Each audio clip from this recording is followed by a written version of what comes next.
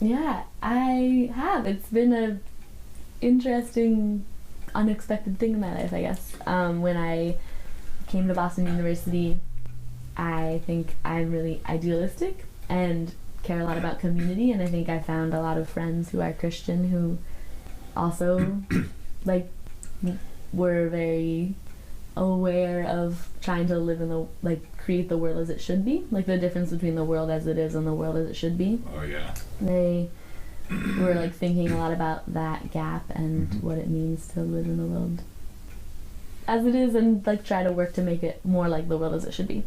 So I mean, we might like identify those problems in different ways, but Sure. I think having that perspective on the world was something that we share, is something that we share, and the focus on community.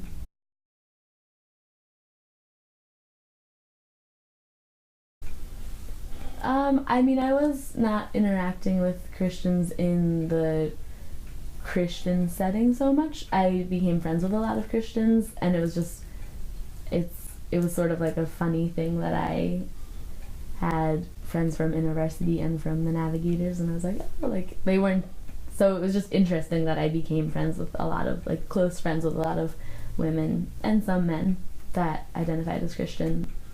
And it wasn't in the Christian context, but one friend and I have consistently been doing Bible study for, like, not completely consistently, but mostly for the past 7 years, and with a lot of our other friends.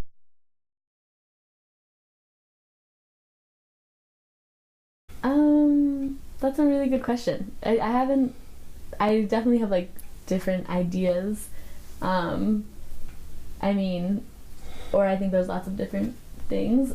One, I think to build community and to give people a sense of purpose. I mean, it's pretty scary and hard to live in this world, and I think like it can be comforting and also challenging and give more meaning to your life to believe that there's another spiritual dimension to existence.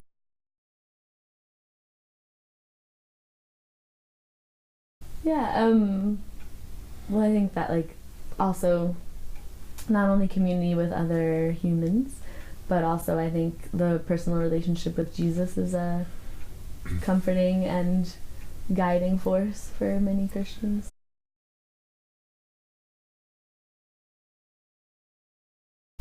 Yeah, I mean, in this certain housemate of yours, and also in many Christians, I think, like, compassion and, like, acceptance of others and, like, listening, and yeah, I think that, like, the church is focused on accepting and loving other humans and acknowledging that all of us are sinners, and so just, like, modeling or, like, trying to emulate Christ's love for humanity and his creation.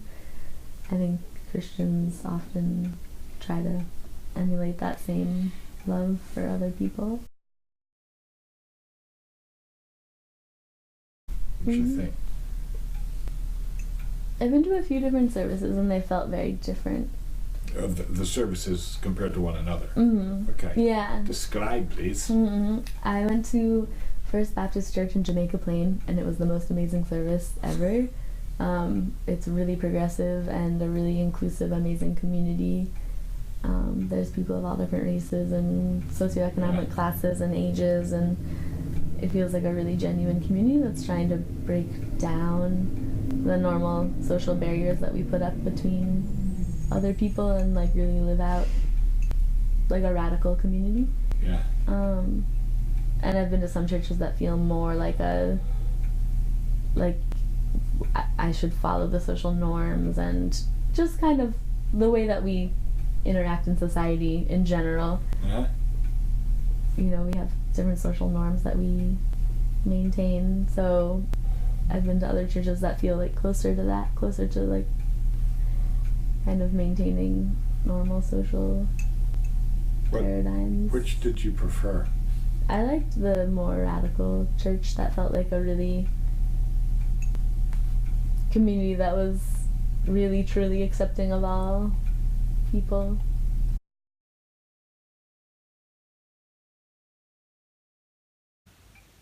Wife, Chelsea? Yeah, my wife, I mentioned Chelsea. I love animals. Animals, things like animals, the environment are very important to me. Oh, that's good. I'm a little bit warped that actually, you would say probably that I'm warped. I value those more than human beings in Human relationships. Yes. Well, no, just the human population in general. Oh, okay. I guess.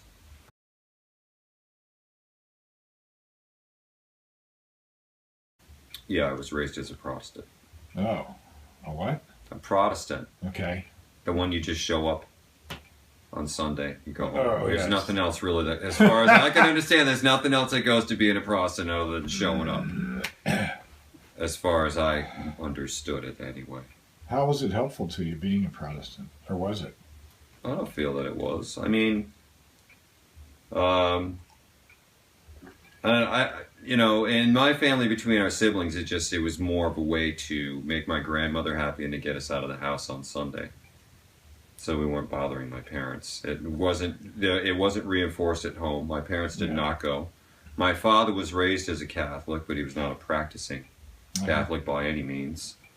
My mother really, didn't believe in a lot of it, but I don't know whether she did it to please my grandmother or again, really more to get us out of the house, because certainly there weren't discussions about those things. And usually any time it comes up to this day, it's, the consensus in my household, and not just my wife and I, but, my siblings, my mother, it's just that it's bogus.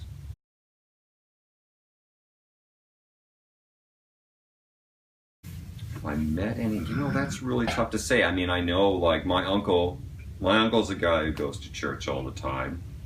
I did work with a woman who was definitely, I would say, a good poster child for what you would supposed to be considered a good Christian. Very nice lady, but her conversations with her were peppered a lot with, prayer or hope or lots of positive things, I guess, but things that I didn't really, they didn't do anything for me, basically. Nice lady, like I said, but so, I didn't find anything. Good thoughts, but no connection. Oh, not at all. No. I just believe that, if that's something you believe in, that's fine. If that works for you, it doesn't really work for me. Do you think? Okay, look at it this way. It's okay. You have, I'm a person who's more like, I guess I would say, science-based. Uh-huh. I think it's wrong that there are, parts of this country where you can't even, you have to teach creationism in line with, at the same time as evolution, and I just think that's wrong. I think that even though we're supposed to separate church and state in this country, especially, that the Christians have a very, very large foothold in everything that we do, including our laws. I mean, how long ago was it that because of old, Pilgrim Blue laws, you couldn't even have, you couldn't buy liquor on Sunday. You couldn't have the stores open, anything like that. That were still religious based, which, ancient. It's, time moves forward.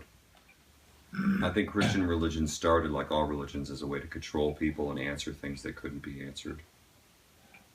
That's my simplistic answer on it. You think it's nowadays I think people still use it as a very large form of control. I think there are also, again, like anything that probably when it started, there were definitely good qualities to it. Yeah. You need it. There's something tribal about that in the way of like it brings people together. In a way, you have a common bond. But I think that people can still have those common bonds without religion.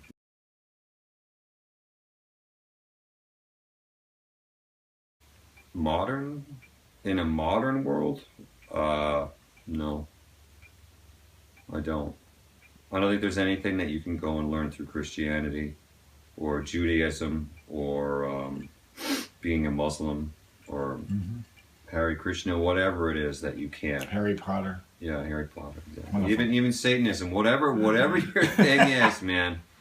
You could find it elsewhere, but I think that a lot of people use it. You know, if you've been raised, I just think if you've been, you know, I know a lot of people who, you know, when I think about it, I do know more Christians, and especially I know more Catholics.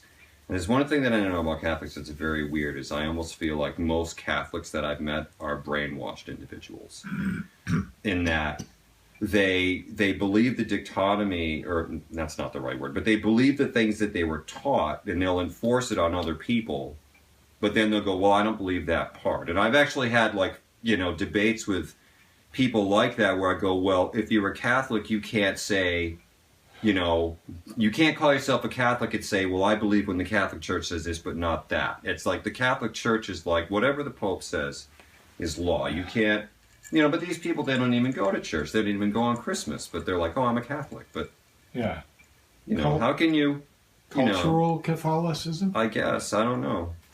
It's weird. But I think that's because they, you know, it was born, you know, they were brought there as kids, and it was basically bored into their head. You know, that you had to do these things. I don't know.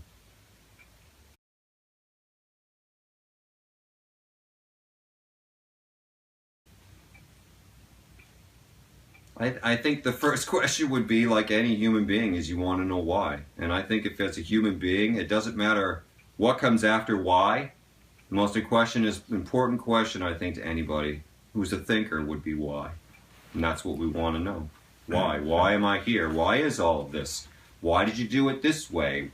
Why are there nipples on men? You know, why are there, you know, why did you... You know, okay, if, you know, the best part to me about, like, religion is, like, okay, Christianity is a late religion.